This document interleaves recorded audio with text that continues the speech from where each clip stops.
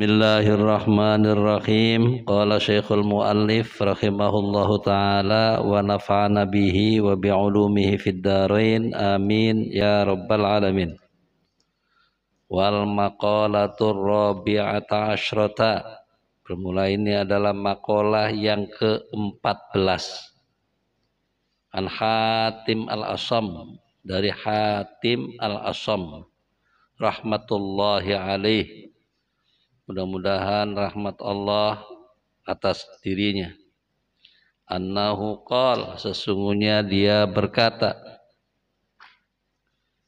manidda'a arba'atan minas sifati bila arba'atin. Manidda'a arba'atan bila arba'atin fada'wahu kadibatun.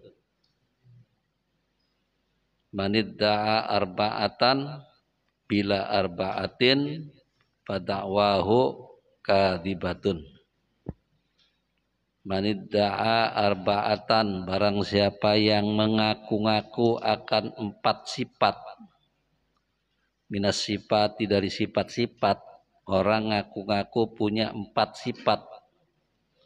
Bila arba'atin, tanpa 4 dalil. Minal adillati, dari dalil-dalilnya. Fada'wahu kadibatun, maka pengakuannya itu bohong. Fala tuqbalu, maka tidak diterima pengakuannya itu.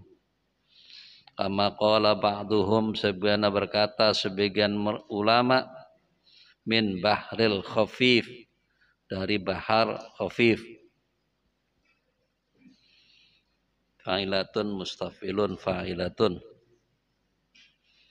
In takun farisan fakun ka'aliyin, au takun syairan fakun ka ibni hani'in. Kullu man yadda'i bima laysa fihi kadabathu syawahidul imtihani.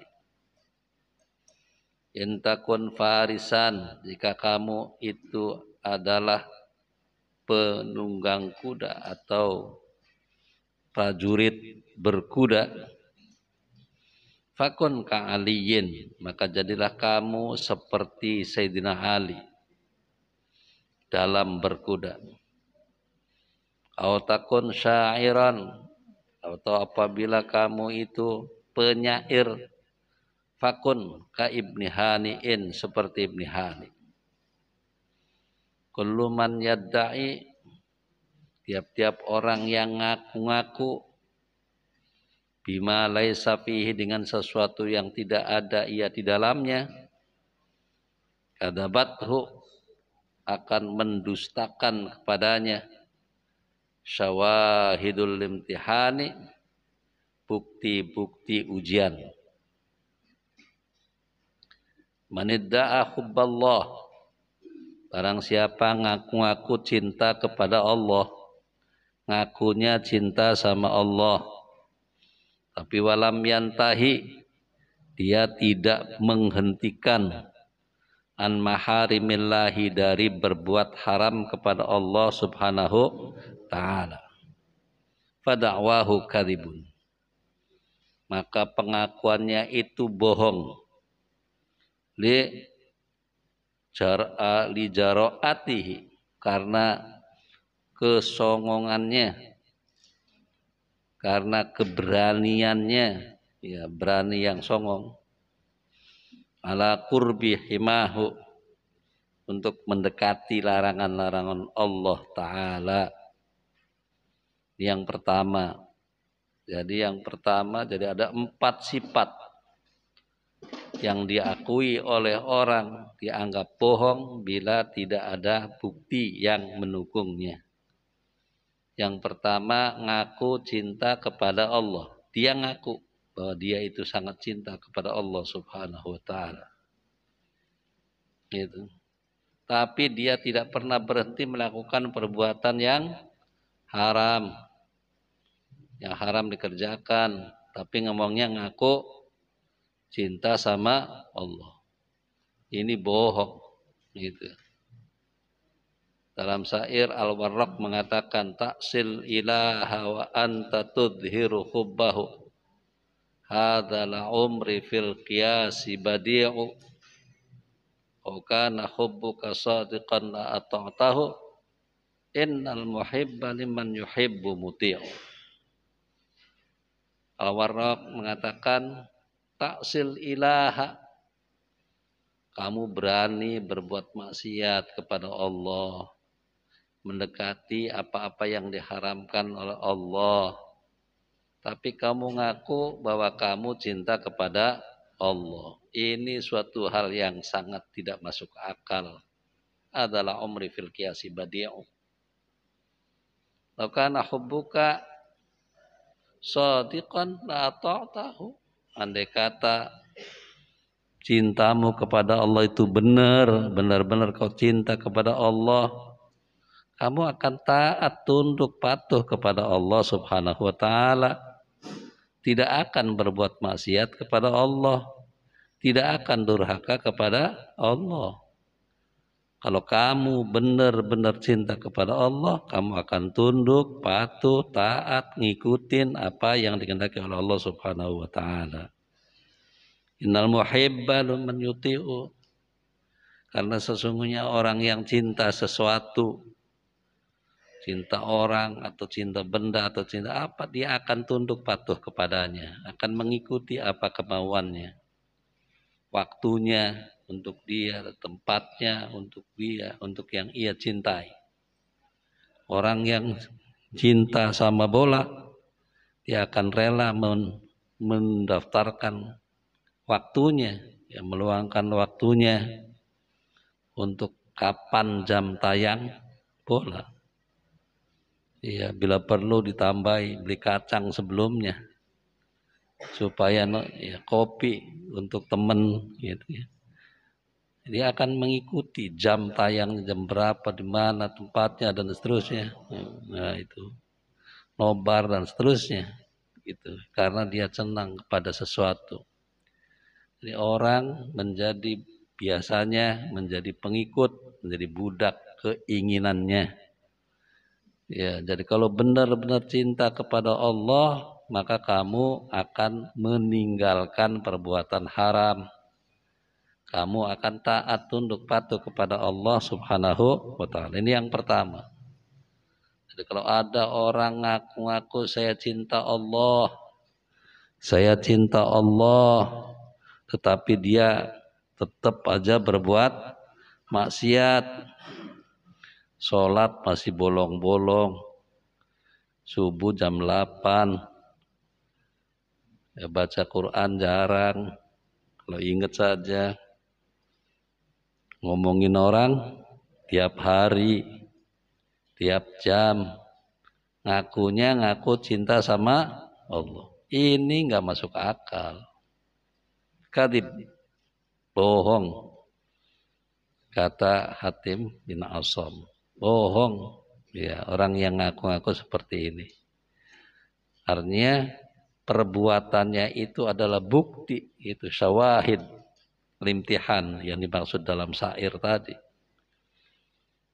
Ya, kelakuannya, perbuatan sehari-harinya itu sama sekali tidak membuktikan bahwa dia cinta kepada Allah Subhanahu wa Ta'ala. Yang pertama,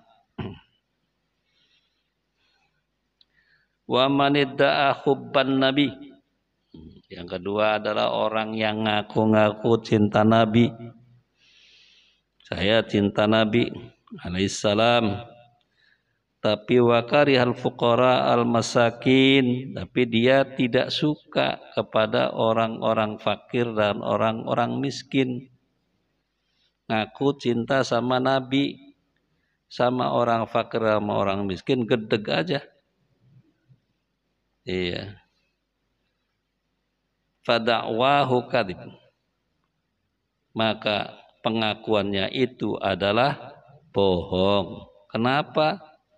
Li'annahum, karena sesungguhnya fakir miskin itu ahbabuhu, kekasih-kekasih Nabi sallallahu alaihi wasallam. Nabi sangat sayang, sangat kasih kepada orang-orang miskin, orang fakir.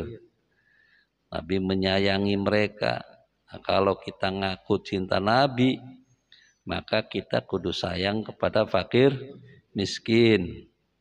Kalau kita ngaku kepada Nabi tapi tidak sayang kepada fakir miskin, itu membuktikan bahwa pengakuannya tidak benar. Pengakuannya bohong. Itu.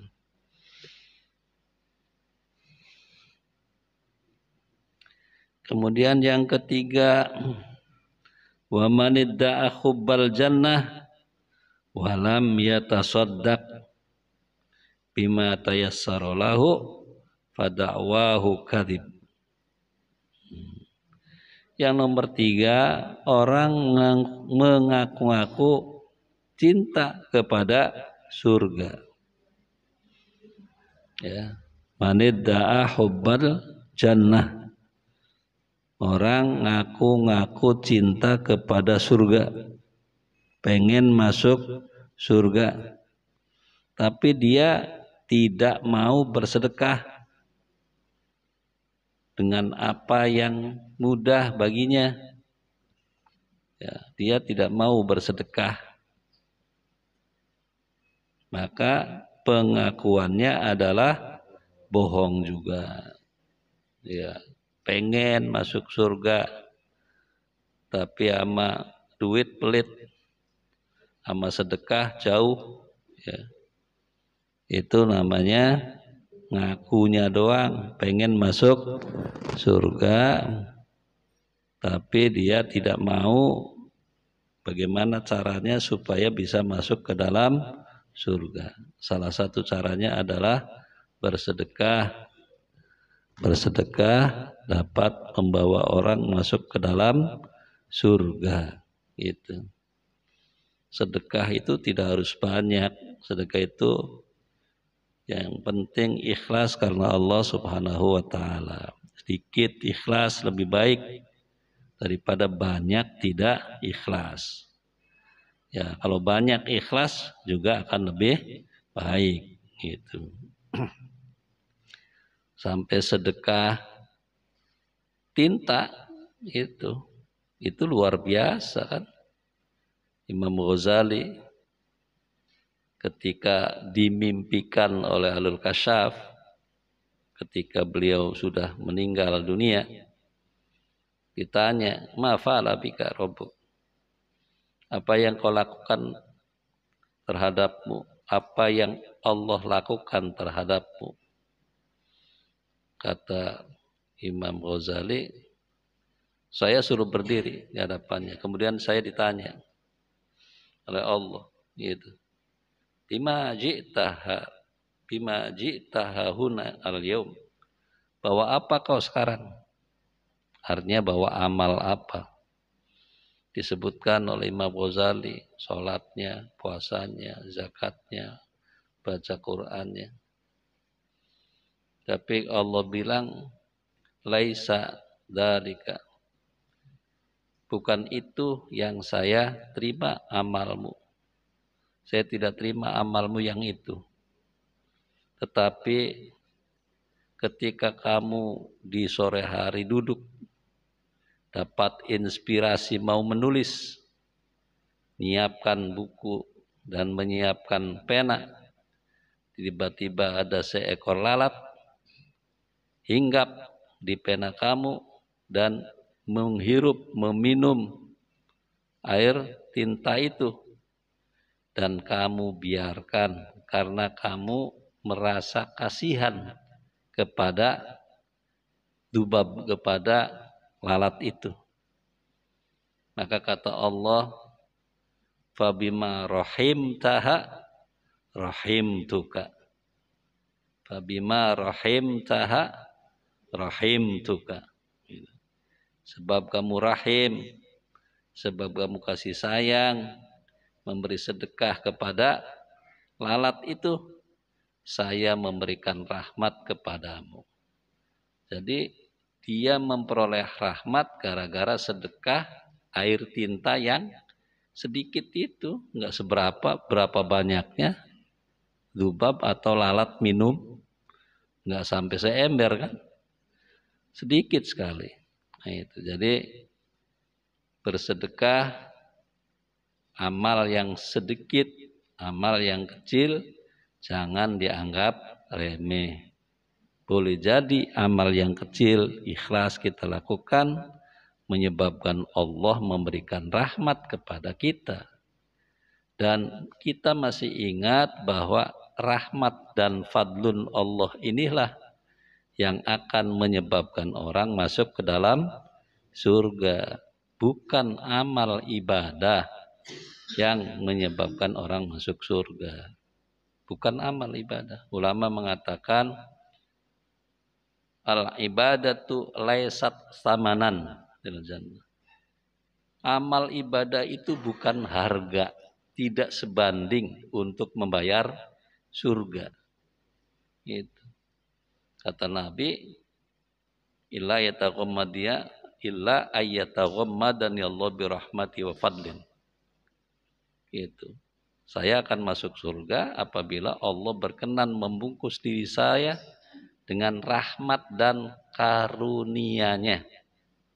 Jadi masuk surga itu benar-benar karunia Allah, rahmat Allah Subhanahu wa taala. Ya, jadi tentu saja untuk mendapatkan rahmat dan karunia itu kita harus usaha.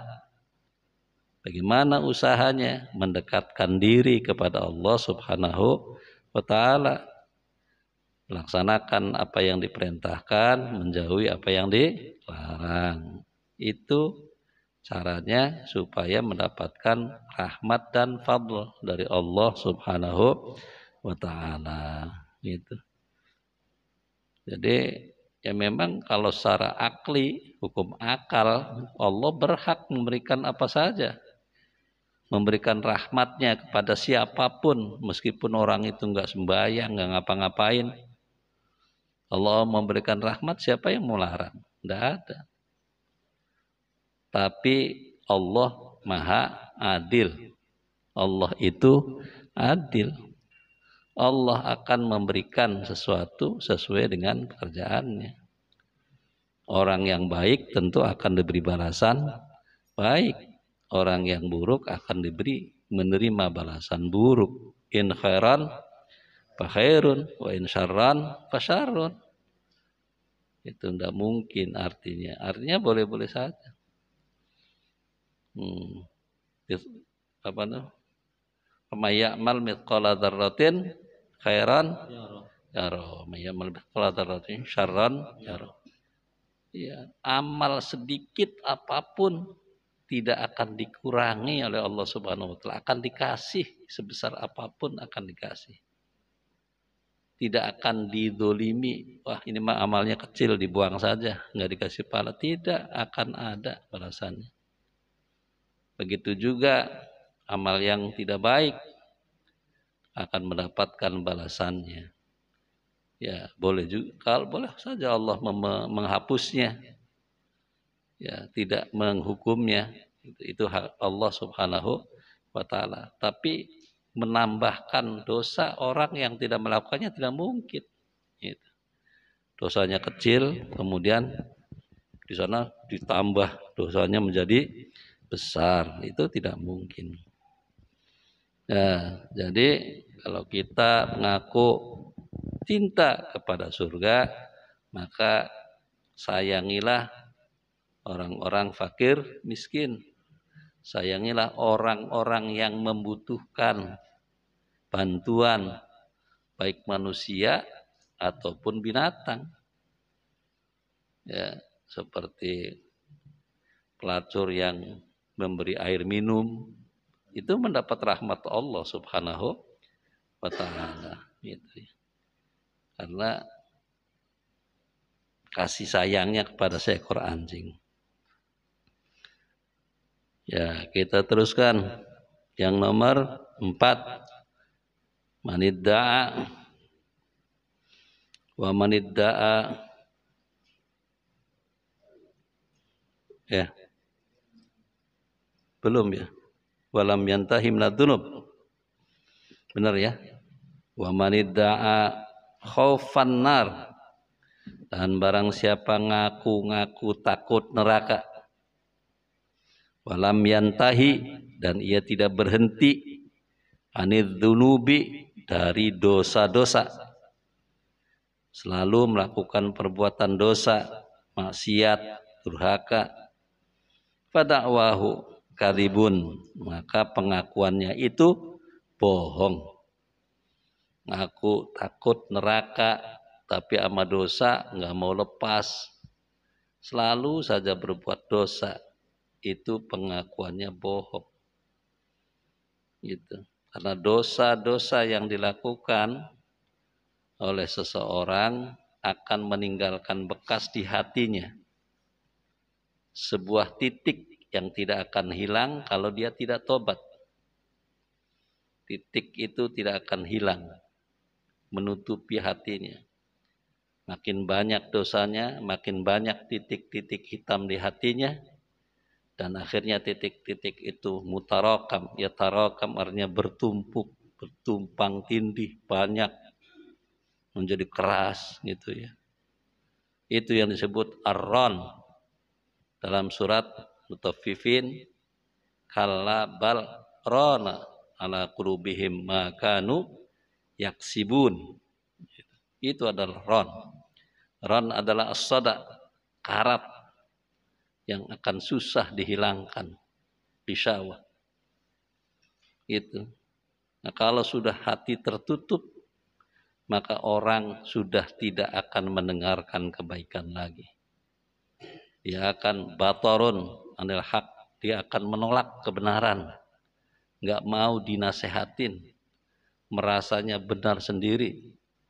Akhirnya akan membuat perbuatan-perbuatan yang menyengsarakan dirinya dan menyengsarakan semua orang. Hutan dibabat, jangan dibabat itu hutan, nanti akan banjir. Nggak mau dengar kata orang. Itu. Timbul kebanjiran, timbul segala macam, musibah dan sebagainya. Karena hatinya sudah tertutup, tidak mau mendengarkan nasihat kebaikan-kebaikan. Itu. Sombong, arogan, mau menang sendiri, ya, melakukan orang dan alam tidak seimbang, musibah datang, banjir, gunung meletus, musibah datang. Makanya kata ulama mengatakan, min uqubatidz dzunub, di antara akibat atau hukuman perbuatan dosa itu adalah izalatun ni'mah, dicabutnya nikmat, fatahulun nikmah, dan datangnya kesengsaraan. Jadi nikmat dicabut, sengsara datang. Ya, asalnya nikmat, tidak banjir, tidak apa menjadi banjir, namanya sengsara. Musibah petaka datang. Gitu. Kata Sayyidina Ali, mana zala balaun illa bidam, wa ma rufi'a illa bitaubah. Sekali-kali Allah tidak menurunkan bala, melainkan karena dosa. Dan bala tidak akan disabut oleh Allah kecuali dengan bertaubat. Ya, dengan taubat itu maka titik-titik yang menutup hati orang akan menjadi bersih. Gitu. Ketika orang melakukan dosa ada titik, tapi ketika dia bertobat, titik akan dibersihkan oleh Allah Subhanahu wa taala, hatinya menjadi bersih lagi. Tapi kalau dia tidak bertobat, makin banyak, makin tebal dan akan menutup hatinya. Wama asabatum min musibatin bima kasabat aydikum wa ya'fu an katsir. Ya, apa saja musibah yang menimpa kalian disebabkan perbuatan tangan kalian sendiri. Dan Allah sudah banyak memberi maaf pada kesalahan-kesalahan kamu. Ya, jadi kalau ngaku takut neraka, maka jauhi perbuatan dosa. Ya, karena dosa akan membuat orang menjadi gelap mata, gelap hati, tidak ada cahaya hatinya, dan dia akan menyengsarakan dirinya dan menyengsarakan lingkungan sekitarnya.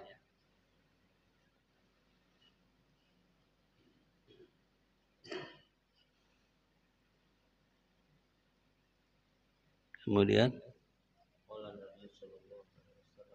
qala Nabi sallallahu alaihi wasallam hujibatin naru bisyahawat wa hujibatil jannatu bil makarih. Hujibat itu ditutupi,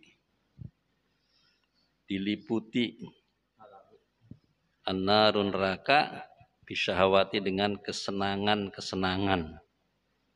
Neraka diliputi kesenangan-kesenangan, banyak kesenangan-kesenangan di situ.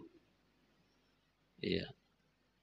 Sedangkan hujibatil jannah bil makarih, diliputi surga dengan makarih, ketidaknyamanan, ketidaksenangan, sesuatu yang tidak senang. Itu. Jadi neraka dengan senang-senang, surga dengan susah payah. Itu. Ya, harus menjaga.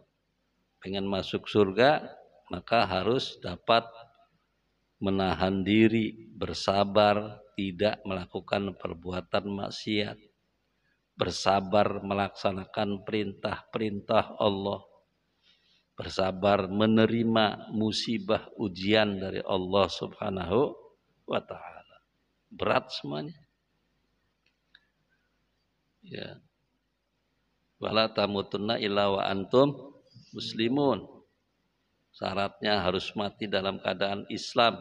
Mempertahankan Islam bukan perkara mudah. Sangat berat. Harus kita jaga akidah kita. Jangan sampai kita melenceng. Ibadahnya harus kita rawat. Gitu. Makarih semuanya itu. Ya, susah payah untuk mendapatkan surga. Tapi untuk masuk ke neraka, melakukan kesenangan-kesenangan, ya, banyak kesenangan-kesenangan, tidak peduli dan seterusnya, melanggar hukum, maksiat kepada Allah Subhanahu wa ta'ala, maka dia akan merobek dinding itu dan ia akan masuk ke dalam neraka dengan perbuatan-perbuatan yang menyenangkan, syahwat.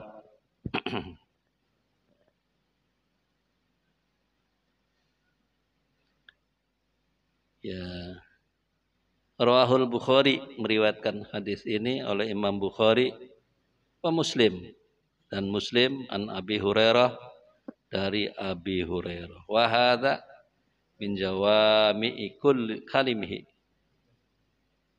Ini adalah termasuk jawami' kalimihi. Ya, himpunan kalimat-kalimat Nabi sallallahu alaihi wasallam fi dhammis syahawat, di dalam mencela kesenangan-kesenangan, wa fil haddi ala ta'at, dan di dalam memberi dorongan untuk berbuat taat. Faka'annahu sallallahu alaihi wasallam, maka seolah-olah Nabi sallallahu alaihi wasallam qala, bersabda, la yusilu ilal jannah, tidak akan mencapai seseorang ke dalam surga illa birtikabil masyaqqat, kecuali dengan melakukan perbuatan-perbuatan yang sulit, yang keras. wala ilan nar, dan tidak akan sampai ke neraka illa bita'ati syahwat, melainkan dengan melakukan perbuatan-perbuatan syahwat. Faman kharaqa al-hijab dakhal. Barang siapa yang merobek hijab, hujibat tadi, ya, hijabnya adalah syahwat, maka kalau hujibat syahwatnya dirobek, maka dia akan masuk ke dalam neraka. Ya, masyaqat dirobek, maka dia akan masuk ke dalam surga Allah Subhanahu wa ta'ala. Gitu.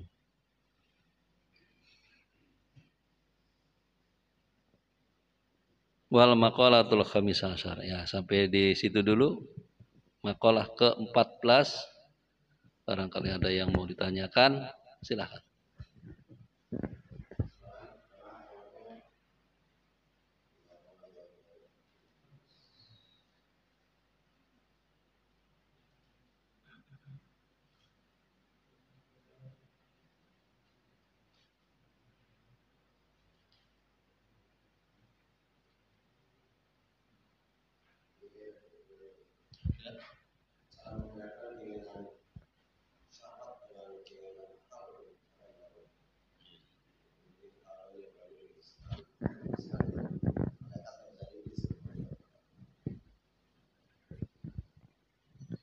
Ya.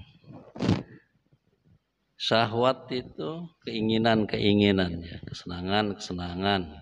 Ya. Biasanya kalau menggunakan kata-kata itu syahwat, ini konotasinya tidak bagus. Ya. Ya, beda kalau kata-katanya nafsu. Itu nafsu bagus, ada nafsu yang tidak bagus. Tapi kalau syahwat ini sudah menjurus hal-hal yang tidak baik, gitu ya. Kesenangan-kesenangan yang tidak baik. Itu biasanya penggunaan katanya syahwat. Ya, kalau nafsu, orang ingin sukses, nafsu. Orang ingin berhasil, orang ingin senang, nah itu nafsu. Nah ini bisa dilaksanakan dengan cara yang baik dan benar. Itu. Kita pengen dagangnya sukses, supaya sejahtera, boleh. Keinginan, nafsu, itu ya. Dan ketika dia melakukannya dengan baik, dengan cara yang baik, merupakan nilai ibadah. Gitu. Dan hartanya akan berkah. Nah, tapi kalau dia melaksanakannya dengan tidak baik, nah, ditunggangi syahwat, yang penting dia mendapatkan harta yang banyak. Caranya tidak diperhatikan. Yang penting dapat banyak. Halal, haram diterjang saja. Nah, itu namanya syahwat di situ. Mainnya di situ. Keinginannya. Ya, jadi kita boleh mempunyai keinginan senang, boleh. Supaya dunianya senang, akhiratnya juga senang, boleh. Gitu ya. Wabtaghi fima ataqallahu daral akhirah. Tapi walatan sanasibaka minad dunya. Gitu. Memang tujuan kita untuk akhirat. Kita diciptakan untuk beribadah. Tujuannya adalah membangun kesejahteraan, kebahagiaan akhirat. Semua apa saja yang Allah berikan kepada kita, akal pikiran kita, tenaga kita, usaha kita, hendaknya kita kerahkan untuk meraih kebahagiaan akhirat. Tapi jangan lupa, wala tansa nasibaka, jangan lupa bagianmu di dunia. Kesenanganmu di dunia, raih juga. Kesenanganmu, kesehatanmu, kesejahteraanmu, gitu. Kebahagiaan duniamu jangan dilupakan. Gitu. Boleh makan yang enak-enak. Jangan mentang-mentang kita hanya untuk akhirat saja. Di dunia makannya tidak mau yang enak-enak. Sengsara itu, sengsara di dunia. Jadi boleh kita membeli makanan yang enak-enak, yang halal, yang thayyib, yang berkah, yang bisa membuat badan sehat, kuat. Akhirnya menjadi wasilah buat beribadah kepada Allah Subhanahu wa ta'ala. Begitu, Ustaz, barangkali. Ya, silakan, Pak.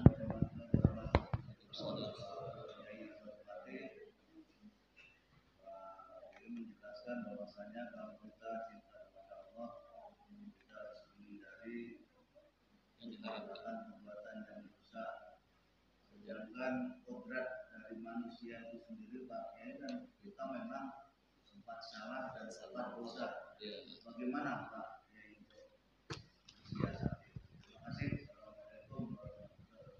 Waalaikumsalam warahmatullahi wabarakatuh. Nabi bersabda, kullu bani Adam khatta'un wa khairul khatta'in at-tawwabun. Itu. Kuncinya di situ. Kata Nabi, semua manusia itu adalah pendosa. Tetapi sebaik-baik orang yang pendosa adalah orang yang banyak bertobat kepada Allah Subhanahu wa ta'ala. Tobat. Ketika kita melakukan kesalahan, tergelincir, melakukan perbuatan dosa, perbuatan maksiat, durhaka kepada Allah, melawan hukum Allah, segera kita kembali bertobat kepada Allah Subhanahu wa ta'ala. Allah Maha Penerima taubat. Akan diampuni dosa kita. Nah, gitu. Orang baik bukan orang yang tidak pernah berdosa. Orang yang baik adalah orang yang berdosa, segera sadar, insaf, tobat kepada Allah Subhanahu wa ta'ala. Innal abda, dalam sebuah hadis, idza akhta'a khati'atan nukitat fi qalbihi nuktatun sauda. Ketika seorang hamba melakukan sebuah kesalahan, dosa, maksiat, durhaka kepada Allah, maka tertitik di dalam hatinya titik yang hitam. Fa idza huwa naza'a wastaghfara wa taba sukila qalbuhu. Ketika dia faida naza'a faida huwa naza'a, maka ketika dia berhenti melakukan perbuatan dosanya, mohon ampun, menyesal kepada Allah, dan azam taubat tidak akan kembali mengulangi perbuatannya, maka hatinya dibersihkan oleh Allah Subhanahu wa ta'ala. Bersih lagi. Gitu. Dia melakukan dosa lagi, tobat lagi, dibersihkan lagi. Melakukan dosa lagi, tobat lagi, dibersihkan lagi. Kita tidak boleh putus asa, terus begitu. Tapi kalau tidak bertobat, maka akan menumpuk-numpuk yang tadi disebutkan sebagai ron tadi. Menjadi karat. Yang akan susah dihilangkan. Ya, jadi kuncinya adalah bertaubat kepada Allah Subhanahu wa ta'ala. Tobat dengan benar-benar tobat. Ya, menyesal. Memohon kepada Allah diberikan kekuatan hatinya untuk tidak kembali lagi. Jadi berhenti. Kemudian menyesal. Dan azam untuk tidak akan mengulangi perbuatannya lagi. Dia sudah tobat, benar-benar tobat. Suatu saat tergoda lagi, tergelincir lagi, masuk ke dalam perbuatan dosa lagi, kita bertobat lagi. Begitu. Ini apa, bukan tobat sambal? Iya. Udah panas-panas mulutnya gitu, tapi ada sambal, makan lagi gitu. Boleh dikatakan tobat sambal, tapi kita tidak boleh putus asa dari rahmat Allah Subhanahu. Ya, kita tidak berdaya. Ketika kita tergoda oleh setan, oleh bisikan-bisikan setan, kita melakukan perbuatan dosa itu, mungkin dosa yang sama. Gak apa-apa, kita kembali kepada Allah Subhanahu wa taala dengan penyesalan baru, itu dengan niat yang baru, azam yang baru untuk tidak mengulangi perbuatan itu. Gitu. Dan memang ini taubat merupakan salah satu ibadah. Jadi kita memang diperintahkan untuk ibadah. Salah satu ibadah adalah bertobat. Jadi la ba'sa, tidak apa-apa kita melakukan perbuatan dosa, tapi kita akan melaksanakan ibadah, yaitu dengan bertaubat kepada Allah Subhanahu wa taala. Ketika kita tidak mampu mengendalikan diri, tergoda, tergelincir lagi, gak apa-apa kita bertobat. Jangan kemudian, wah ini perbuatan dosa yang sudah saya lakukan dulu ini, saya udah bertobat ini, saya malu bertobat lagi kepada Allah. Ini kesalahan. Kita tidak boleh malu, langsung minta kepada Allah agar kita diampuni dosa-dosa kita, kelemahan kita, karena memang khuliqal insanu dha'ifa. Kita ini diciptakan lemah. Gitu. Ya, jadi tidak apa-apa. Ketika kita tergelincir lagi, bertobat lagi, tergelincir lagi, bertobat lagi, terus gitu. Sehingga dalam hadis dikatakan if'al gitu ya. Sudah, lakukanlah sekehendak kamu gitu. Assalamualaikum warahmatullahi wabarakatuh. Waalaikumsalam warahmatullahi Pak Kiai yang saya hormati, Ustadz Nanang, rekan-rekan jamaah, ibu bapak rahimakumullah. Kalau Pak Kiai uraikan mengenai surga, semuanya kita mau ke surga. Allah kan mau yang baik-baik aja Pak. Allah tidak mau melihat yang buruk Pak Kiai. Nabi Adam memberi satu suri teladan kepada kita. Nabi Adam kesalahannya hanya satu. Keluar dari surga beliau. Sedangkan kita hamba ini salah banyak sekali Pak Kiai. Untuk menuju surga sepertinya sangat-sangat berat. Tetapi ibadah yang dilakukan oleh Nabi Adam penyesalan. Turun satu ayat di dalam surat Taha 122 Pak. Summa jatabahu rabbuhu fataba alaihi wahada. Allah menerima ampunan Nabi Adam. Memaafkan kesalahan Nabi Adam. Kemudian Allah memberi petunjuk Pak Kiai. Kita maunya, kita mengharapkan apa yang dilakukan, taubat bagaimana yang dilakukan oleh Nabi Adam itu, sehingga sampai turun satu ayat di dalam Al-Quran, memaafkan, kemudian Allah memberi petunjuk. Bagaimana bentuk ibadah yang dilakukan Pak Kiai? Itu maksud saya. Terima kasih. Wabillahi taufiq wal hidayah. Wassalamualaikum warahmatullahi wabarakatuh. Warahmatullahi wabarakatuh. Ya. Ya, kalau kita bandingkan Nabi Adam, dia nabi. Sudah punya derajat tersendiri di sisi Allah Subhanahu wa taala. Kita bukan nabi, bukan wali. Kita hanya manusia biasa. Tentu tidak bisa dibandingkan antara kita dengan Nabi Adam alaihis salam. Ya, Nabi Adam salahnya satu, diusir dari surga. Nah, kita dosanya bejibun. Dari mulai kaki sampai ubun-ubun. Pengen masuk surga. Itu. Yang dosa satu aja dikeluarin. Itu. Apalagi kalau banyak. Tapi kita ingat bahwa rahmat Allah wasi'ah. Rahmat Allah itu maha luas. Sangat luas, mengalahkan kepada ghadabnya, mengalahkan kepada murkanya. Asal hamba ini benar-benar mendekatkan diri kepada Allah Subhanahu wa taala. Dengan apa? Ya dengan ibadah yang benar-benar taqarrub kepada Allah Subhanahu wa taala. Bentuk ibadah kita tidak harus bisa menyamai ibadahnya Nabi Adam.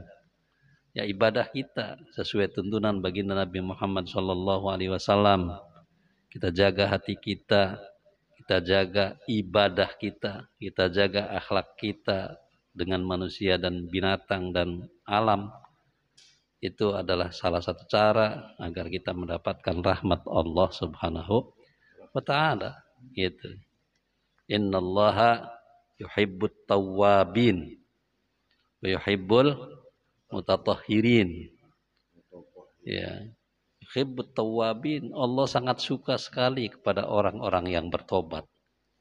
Artinya Allah senang kalau ada orang melakukan perbuatan salah kemudian bertobat gitu.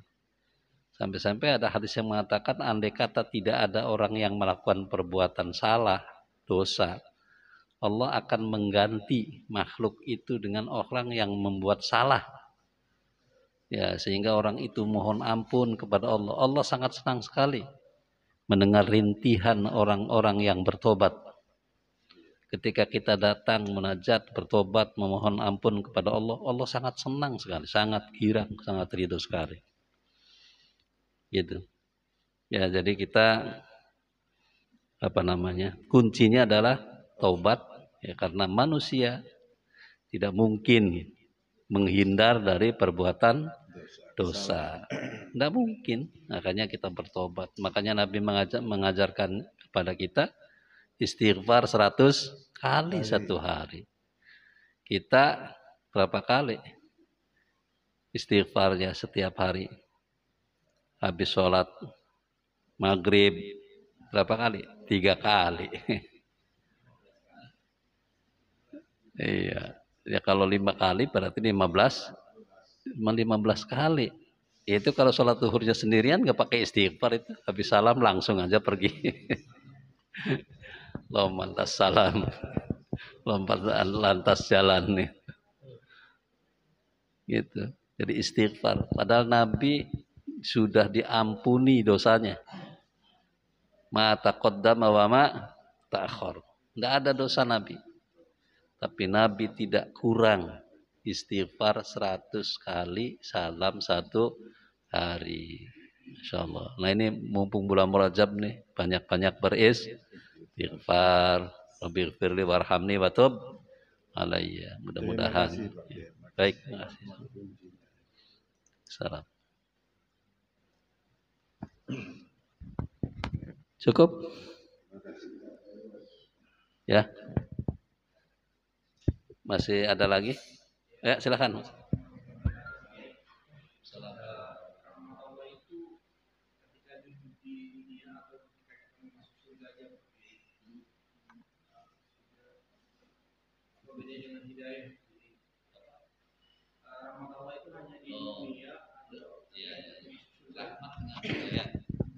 Apa bedanya rahmat dengan hidayah? Ya. Ya, baik. Hidayah itu macam-macam hidayah banyak sekali. Ada hidayatul din, ada hidayatul hawas itu. Ya, seperti umpamanya ada hidayatul akal, itu hidayah macam-macamnya. Hidayatul hawas itu panca indera kita itu bisa menjadi petunjuk indera kita. Kita nggak tahu di sebelah ini orang goreng apa, nggak ada orang, tapi ada bau di situ, ada bau gorengan bawang. Kita tahu di situ ada orang goreng bawang. Itu namanya hidayatul hawas. Gitu. Hidayatul akal 2 tambah 2 4 itu hidayatul akal. Kalau hidayatul din, hidayah agama itu 2. Ada namanya hidayah irsyad, ada namanya hidayah taufik. Ya. Hidayah irsyad itu petunjuk. Ya. Seperti ya Allah memberikan petunjuk, Nabi memberikan petunjuk, ulama-ulama memberikan petunjuk bahwa ini baik, ini tidak baik, gitu. Ajaran-ajaran yang mengarah kebaikan-kebaikan, ini namanya hidayah irsyadat. Ya, pemberitahuan saja, irsyadat. Nah, kemudian hidayah taufik. Nah, kalau hidayah taufik itu Allah berkenan menggerakkan hati orang itu pada kebaikan. Namanya hidayah taufik. Orang mendapatkan nasihat, dia terima nasihat itu dan ia lakukan dalam kehidupan sehari-hari, yang namanya dia dapat taufik. Ya, jadi setelah mendapat irsyadat, dia mendapatkan taufik. Tidak semua orang mendapatkan irsyadat, mendapatkan taufik. Tidak semua orang mendapatkan hidayah, irsyad, mendapatkan hidayah, taufik. Tidak. Ya, kayak kita banyak ngaji, ikut pengajian, masuk kuping kanan, keluar kuping kiri. Nah, itu namanya tidak dapat taufik. Irsyadnya dapat, tapi dia tidak melaksanakan apa daripada yang diperoleh dalam taklimnya. Itu namanya dia hanya mendapat irsyadat saja, tapi tidak mendapatkan hidayah taufik. Nah, hidayah taufik di dunia Allah berikan di dunia. Itu hidayah irsyadat, hidayah taufik, gitu. Seperti Abu Lahab itu tidak mendapatkan hidayah taufik. Hidayah irsyadat penuh. Ya. Kata Nabi Mang, kalau bapak kita bagede, gitu ya, kan bapak gedenya. Itu la amliku naf'an fid dunya wala fil akhirah. Saya tidak bisa menolong sampean, menolong Uwa, kecuali Uwa mau mengatakan kalimat la ilaha illallah. Tuh. Dia nggak mau tuh mengatakan kalimat la ilaha illallah. Gitu. Padahal akan ditolong oleh Nabi di dunia dan ditolong di akhirat. Tapi dia tidak mau. Karena dia tidak diizinkan oleh Allah. Allah tidak berkenan membimbingnya, merestuinya kebaikan kepada Abu Lahab. Nah, itu namanya taufik. Nah, jadi hidayah itu adanya di dunia. Gitu. Kalau di akhirat kita tidak perlu taufik lagi, sudah. Karena ibadat hanya ada di dunia. Darul amal, dunia. Kalau di akhirat sudah darul jaza. Udah balasan. Tidak ada amal lagi, gitu. Tutup amal, tobat tutup dan semuanya tutup. Nah, itu. Kalau rahmat itu adalah kasih sayang Allah di dunia dan akhirat. Jadi rahmat Allah itu diberikan kepada semua makhluknya itu di dunia dan di akhirat. Di akhirat masih ada rahmat Allah Subhanahu wa taala. Seperti mengizinkan Nabi memberi syafaat, itu salah satu rahmat Allah kepada Nabi Muhammad untuk umat Nabi Muhammad. Itu rahmat. Ya, artinya kemudian menyelamatkan orang yang masuk neraka, diangkat, masukkan ke surga. Itu salah satu rahmat Allah Subhanahu wa taala. Jadi rahmat Allah terus dari mulai dunia sampai akhirat. Kalau hidayah, taufik hanya di dunia. Karena hidayah taufik ini adalah pemicu atau kunci untuk orang beribadah kepada Allah Subhanahu wa taala, dan ibadah hanya ada di dunia. Di akhirat tidak ada lagi ibadah. Begitu? Masih ada lagi? Oh, silakan.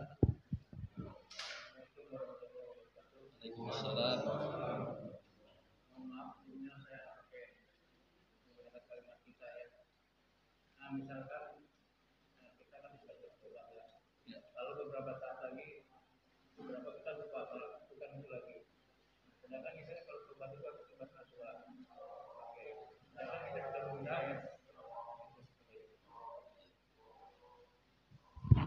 Ya, jadi kita sudah melakukan perbuatan dosa. Kemudian kita sudah bertobat. Tobatnya sudah taubat nasuha. Ya. Ya. Ya. Taubatan nasuha itu pertama berhenti, kedua menyesal, dan ketiga berniat tekad bulat untuk tidak mengulang kembali. Nah, ini namanya tobat nasuha. Kita sudah mantap, tidak akan mengulangi kembali. Sudah. 1 bulan kemudian tergoda lagi. Perbuatan yang sama. Kita melakukan perbuatan itu lagi. Kita tidak berdaya. Gitu. Lakukan kembali. Nah, ini apa kita kalau tobat lagi diterima? Diterima. Jangan khawatir. Gitu. Bahkan tobatnya sudah taubat nasuha. Kalau taubat nasuha tidak boleh mengulang lagi. Kalau tergoda lagi, kuatan siapa? Godaan iblis dengan kita. Kita kalah oleh godaan iblis, kita masuk perangkap iblis, kita melakukan perbuatan dosa lagi. Maka kita tetap terbuka untuk bertobat kepada Allah Subhanahu wa ta'ala. Meskipun kita sudah taubat nasuha, kita sudah melanggar gitu, tetap masih terbuka gitu. Jadi kita masih tetap harus bertobat kepada Allah. Jangan kemudian putus asa. Wah, tobat saya gagal gitu ya. Ini mah udah sekalian aja ambles. Wah, bahaya. Udah terlanjur gitu ya. Amblas. Jangan. Ya, berhenti lagi gitu ya. Segera berhenti, menyesal kembali, kemudian bertobat kembali. Berulang-ulang seperti itu tidak apa-apa gitu ya. Masih terbuka. Selagi masih diberi kesempatan malam yughurghir. Kalau kita sudah sampai tenggorokan, ini sudah tidak bisa diterima lagi tobat kita. Jadi Allah memberi kesempatan kepada hamba-hambanya untuk bertobat selama dia masih hidup, masih napasnya masih normal, belum sampai tenggorokan. Tapi kalau ruhnya sudah sampai tenggorokan, wassalam, tidak akan diterima tobatnya. Maka segera, tidak usah berpikir panjang gitu ya. Begitu melakukan kesalahan, segera sadar dan bertobat kembali. Meskipun kita dulu pernah taubatan nasuha, sekarang tergelincir lagi, kita tidak boleh malu. Tidak boleh putus asa dari rahmat Allah Subhanahu wa ta'ala. Gitu. Ya, begitu barangkali.